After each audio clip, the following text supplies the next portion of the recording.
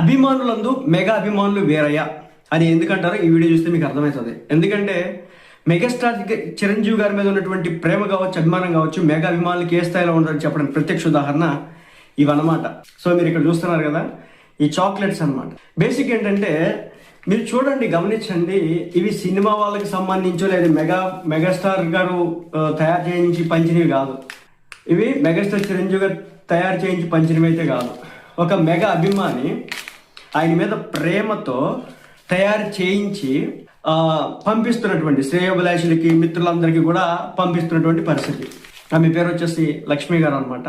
So ఆమె వేరొక దేశంలో ఉంటారు. అయినప్పటికీ కూడా మెగాస్టార్ గారి మీద, మెగాస్టార్ చిరంజీవి గారి మీద ఉన్నటువంటి ఆ ప్రేమ, ఆప్యాయత, ఇష్టం, ఆమెతో మాట్లాడినప్పుడు మెగాస్టార్ చిరంజీవి గారి గురించి ఆమె మెగాస్టార్ గారిని కలిసినప్పుడు, పవన్ కళ్యాణ్ కలిసినప్పుడు, అంటే ఒక చిన్న